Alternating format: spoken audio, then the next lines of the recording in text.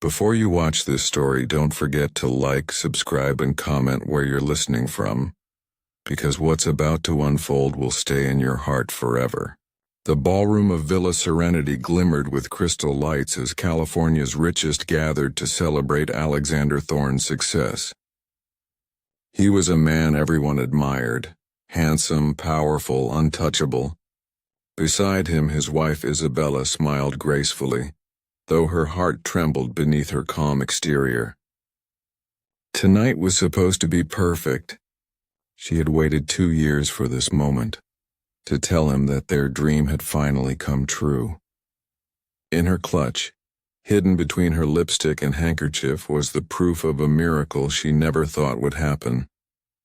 When she whispered, "Alexander, can we speak in private?" His sharp eyes turned cold. He excused himself politely from the guests, leading her into his private study. The golden music of the party faded behind the heavy door. Her hand shook as she pulled the small white stick from her purse. "I'm pregnant," she said softly, eyes shining. For a heartbeat, he didn't move.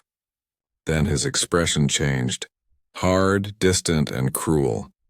"Whose child is it?" he asked quietly. The question cut deeper than any blade. In that moment, Isabella felt her world collapse around her, unaware that this night would change her life forever. Isabella froze, her voice trembling as she whispered, "What are you saying, Alexander?" "It's yours." But he only smiled, a smile that carried no warmth. "You know I can't have children. The doctors confirmed it years ago." His words struck her like thunder. "You're lying," she gasped, her eyes filling with tears. "You never told me that." He stepped closer, his tone icy. "Because our marriage was never about love. It was a business deal, a partnership to strengthen our empires. But now you've broken the one rule that mattered, my trust." Her heart raced as disbelief and pain flooded her. "Alexander, please, I love you. Don't do this." He turned away, pouring himself a glass of champagne, his calmness more frightening than anger. "Pack your things," he said softly. "You're leaving tonight." She felt the floor fall away beneath her feet. "You can't mean that," she cried, her voice breaking. He opened the door and raised his glass, calling for silence. The crowd turned toward him as he announced, "My wife and I will no longer be together. The reasons are personal but final." Gasps filled the hall. Isabella stood frozen, her heart in pieces as whispers filled the room. The man she once loved had destroyed her in front of everyone, and yet, deep inside, a quiet promise began to form. She would rise again, no matter how broken she felt tonight. The night air outside the mansion was cold, carrying the soft crash of distant waves. Isabella stood on the driveway, her hands trembling as the chauffeur placed her small suitcase beside her.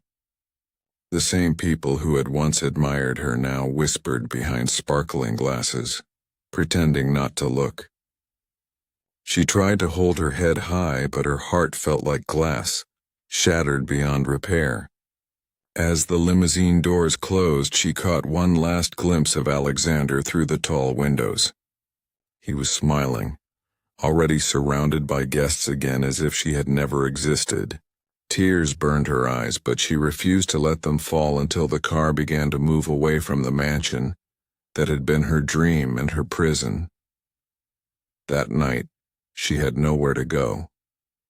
Alone, with a life growing inside her, she wandered through the quiet streets of Los Angeles, clutching her stomach as fear crept in.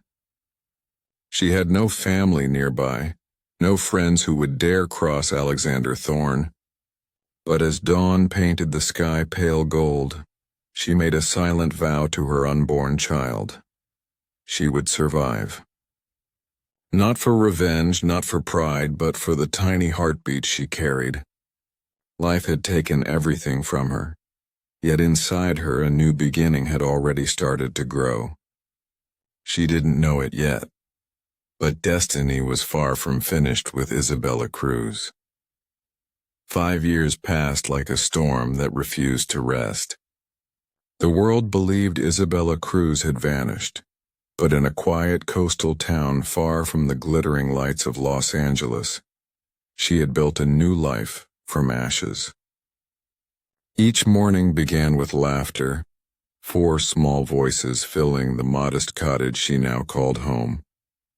Her quadruplets, all with the same piercing gray eyes as their father, were her strength, her reason to fight.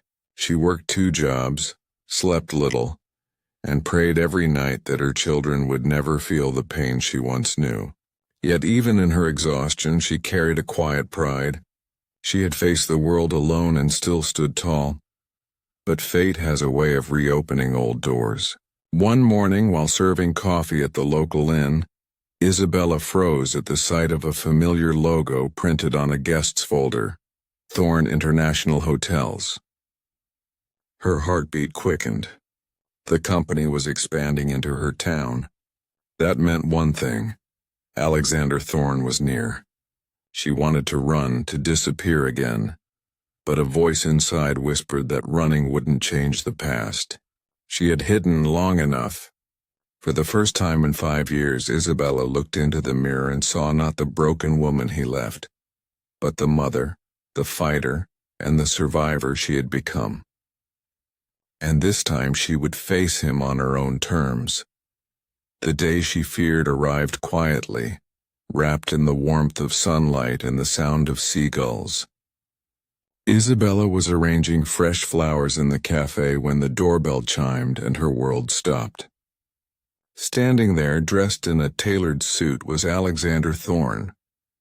Time had barely touched him. Same confident posture, same sharp gaze, but there was something colder now, something missing behind his eyes. For a moment neither spoke. He looked at her as if seeing a ghost he never expected to meet again. "Isabella," he finally said, his voice low, almost uncertain.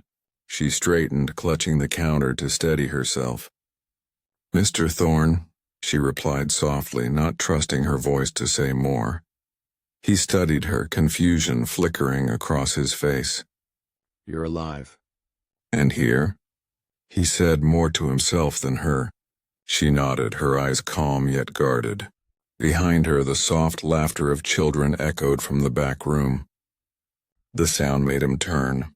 4 small faces peeked through the doorway, bright, curious, and heartbreakingly familiar. The color drained from his face. His hand trembled as he whispered, They look like me." Isabella's heart pounded, but she met his gaze without fear. "That's because they are yours." Silence filled the room like a storm about to break, and for the first time in his life, Alexander Thorn, the man who thought he owned the world, had no words to say. Alexander stood frozen, his pulse racing as if the ground beneath him had disappeared. The cafe felt smaller, quieter, every sound drowned by the thunder inside his chest. For the first time, his power, money, and pride meant nothing. 4 pairs of innocent eyes were looking at him, each a mirror of the man he used to be. He tried to speak, but his voice broke into a whisper. "Isabella, why didn't you tell me?" Her answer was calm yet heavy with years of silence. "Because you wouldn't have believed me then. You already decided I wasn't worthy of truth." He lowered his gaze, shame washing over him like a tide. "I destroyed you," he murmured, tears he never thought he could shed filling his eyes. Isabella nodded slowly. "Yes, but I also rebuilt myself. Not for revenge, for them." The children ran to her side, their tiny hands holding her dress. In that moment, Alexander saw everything he had lost. Not wealth, not fame, but the love he once threw away. He knelt before the children, his voice trembling. "May I be part of your lives?" Isabella's eyes softened as she saw the man she once loved, finally human again. "Time will decide that, Alexander. Redemption isn't asked for. It's earned. As the sunlight touched them through the window, the story of pride, loss, and forgiveness came full circle. And for the first time, Alexander Thorne understood the true meaning of wealth. It was never gold or power, but love, family, and a second chance.